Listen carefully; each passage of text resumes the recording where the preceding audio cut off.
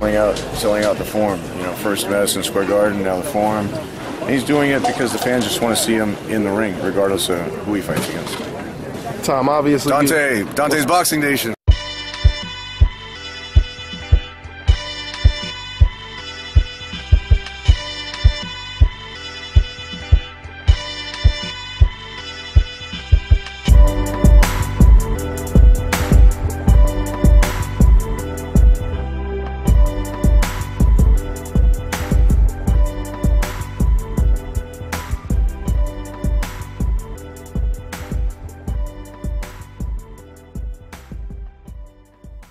Dante's Boxing Nation, what's going on, guys?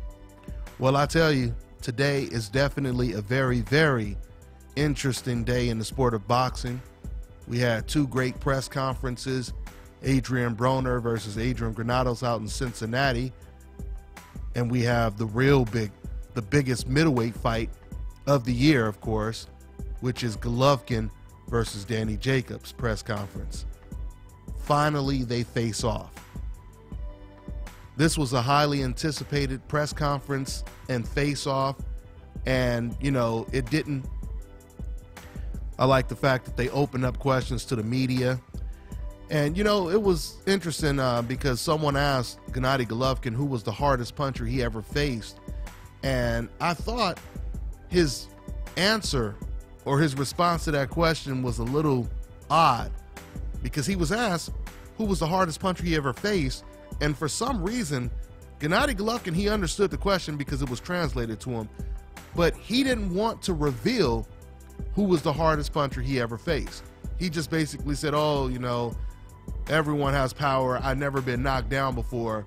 It just makes me wonder why, you know, he didn't want to just be a little humble when it came to that question and just be like, oh, it was this guy, it was that guy. Because we already heard, I believe it was his trainer, and not Golovkin, who already said that Curtis Stevens was the hardest puncher.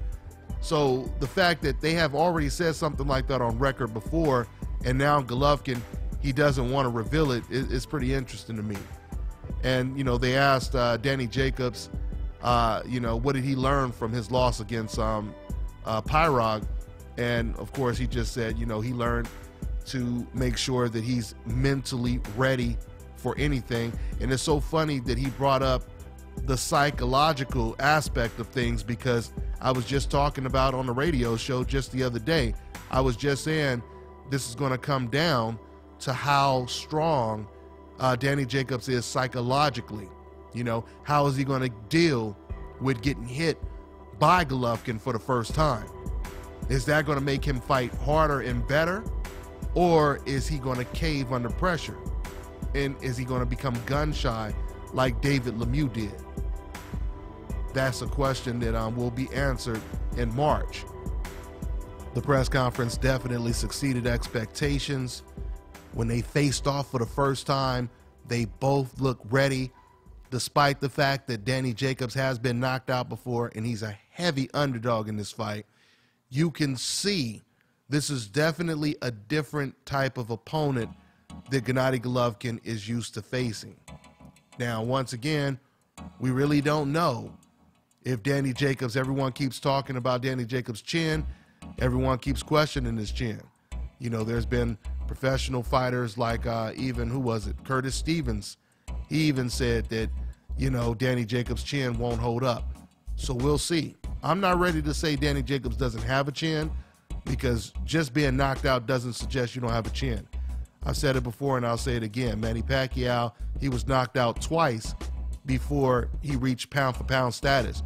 And Manny Pacquiao has one of the best chins in the sport of boxing, despite being knocked out 3 times. So we'll see, guys. We'll see what happens. And that's all I got for now, and I'm on to the next one. Hi, you're watching Dante's Boxing Nation. Woo!